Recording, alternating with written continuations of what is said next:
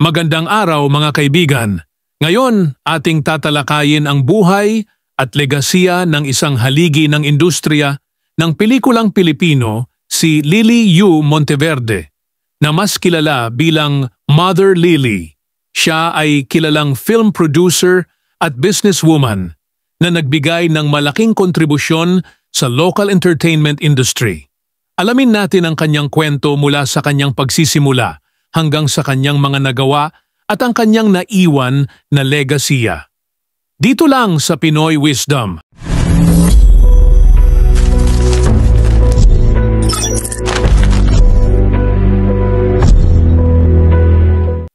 Si Lily Monteverde ay ipinanganak noong Agosto 19, 1938 sa pamilyang Chu. Ang kanyang mga magulang ay sina Domingo Yu Chu at Propetisa Buban Yu. Mula sa isang simpleng simula, si Lily ay nagtagumpay na maging isa sa mga pinakakilalang pangalan sa pelikulang Pilipino. Nagsimula siya bilang isang negosyante at kalaunan ay pumasok sa mundo ng pelikula noong dekada 60s. Siya ang nagtatag ng Regal Entertainment, isang film at TV production company na naging tanyag dahil sa pag-produce ng mga blockbuster films sa Pilipinas.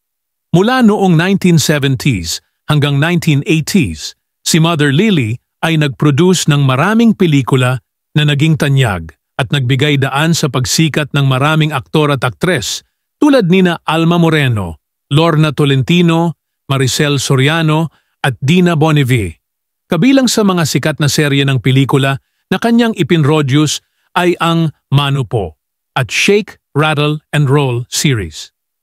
Ang kontribusyon ni Mother Lily sa industriya ng pelikula ay napakalaki. Hindi lamang siya nag-produce ng mga pelikula, kundi naging mentor din siya sa maraming artista at direktor. Ang kanyang pagmamahal sa industriya ay nagbigay daan sa maraming proyekto na nagpatibay sa pelikulang Pilipino. Kabilang sa mga pelikula na kanyang ipinroduce ang Mano Po na nagbigay pugay sa kanyang Chinese-Filipino roots at naging malaking hit sa mga lokal na merkado. Bukod sa kanyang mga proyekto sa pelikula, si Mother Lily rin ay nag-invest sa iba pang negosyo tulad ng mga hotel. Noong 1996, binuksan niya ang Imperial Palace Suites sa Quezon City, isang investment na nagpatibay sa kanyang pangalan bilang isang successful na businesswoman.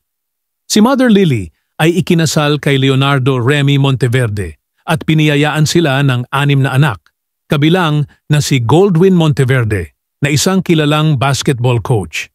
Si Remy ay pumanaw noong Hulyo 29, 2024 at si Mother Lily naman ay sumakabilang buhay noong Agosto 4, 2024, ilang araw lamang matapos ang pagpanaw ng kanyang asawa.